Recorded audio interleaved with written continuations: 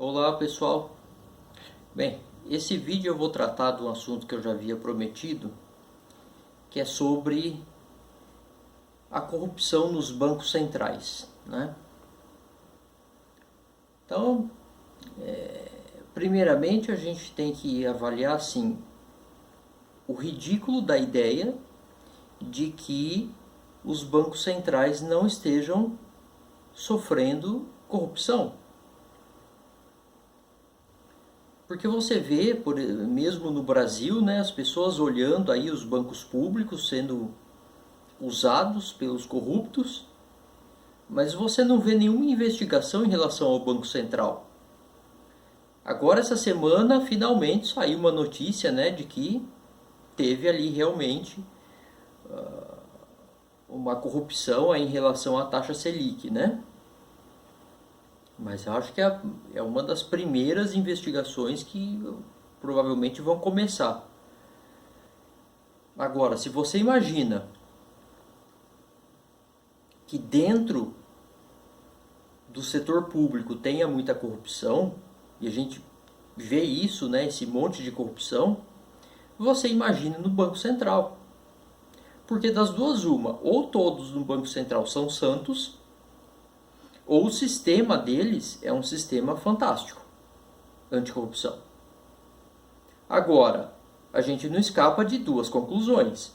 Se o sistema deles é fantástico, a gente tem que espalhar isso pelo mundo todo.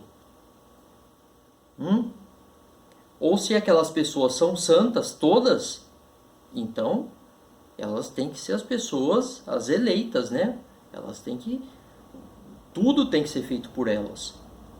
Bom, isso não se sustenta, né? É ridículo pensar uma coisa dessa. E é mais ridículo ainda achar que não tenha corrupção no Banco Central. Não é possível conceber uma coisa dessa, sendo que a gente vê que tá tudo podre. E não é só no Brasil, tá? É no mundo todo. Inclusive eu trato de que a grande corrupção é a corrupção, para começar, intelectual. Desses bancos centrais imprimirem uma quantidade absurda de moeda, né? Como eles imprimiram, né? Então eles permitem, se faz um acordo entre os bancos centrais e os bancos que não sejam, né, os bancos centrais dos países, os bancos comerciais, de investimento, etc. E o acordo é o seguinte, ó, vocês podem prestar e fazer a loucura financeira que for, que no fim a gente resgata vocês. Esse é o acordo feito. Essa é a grande corrupção. A grande corrupção é isso aí. E isso não para, né? Então, neste momento, nós temos, você pode buscar notícias de que as mudanças climáticas serão levadas em conta na política monetária dos grandes bancos centrais, mundo afora. Você fala, o que tem a ver uma coisa com outra? Eu comecei a ver essas notícias. Eu falei, mas qual é a relação de mudanças climáticas com política monetária? O que esse pessoal está tramando? E só saíram essas notícias que eles estavam discutindo, mas não entrava nos detalhes da coisa. Até que sai uma notícia, só vi uma até agora, tá? Mas com certeza vão começar a aparecer de maneira mais frequente, de que o Banco Central da Suécia vai lançar uma criptomoeda, uma moeda eletrônica que seja, se for com blockchain ou não, não sei, e que eles vão usar essa impressão de moeda nova para financiar diretamente projetos de sequestro de carbono. Olha o nível da corrupção a que a coisa está chegando. Porque quem serão as pessoas donas dos projetos de sequestro de carbono? Ah, Imagina se já não está todo o esquema formado. Lembra do Brasil? As empreiteiras, com os bancos, com os políticos, tudo montado. É coisa do tipo. Tá tudo montado para isso, gente. O projeto já está pronto. Eles vão pôr em prática. E assim, são coisas absurdas. Além dessa notícia, já vi outra também de uma nova teoria monetária. Né? Então nós não temos a teoria monetária de que uma moeda tem que ter lastro. E muitos defendem o quê? Lastro em ouro, não defendem? Ah, tem que ter lastro em ouro e tal. Tem a Libra, que está pensando em fazer lastro em vários tipos de riquezas reais, sejam elas quais forem, que ao meu ver é realmente o que deve ser feito. Pelo meu conhecimento econômico é o que deve ser feito. Não é fácil fazer, mas não é impossível. Dá para se chegar a realmente uma boa concepção de moeda. E esses caras, eles já tramaram, inclusive, essa teoria monetária. Qual é a teoria monetária? Que o lastro, olha que coisa absurda, o lastro dessa nova moeda vai ser o carbono sequestrado. Então você vai lá, você sequestra carbono num projeto que você faz. Lógico, vai ter que ser aprovado por todo o pessoal que faz parte disso aí. Se o seu projeto não for aprovado e certificado e toda aquela coisa, você vai estar fora, certo? Então seu projeto vai ter que ser qualificado. E aí você sequestra o carbono e recebe dinheiro, esse dinheiro, do Banco Central.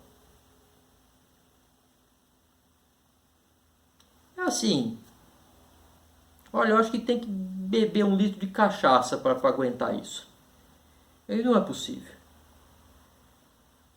Né? O nível da engenhosidade a que eles chegaram. E eu fui acompanhando, não é de agora que eu acompanho isso, tá, essas notícias, então eu fui achando muito interessante o processo que eles fazem.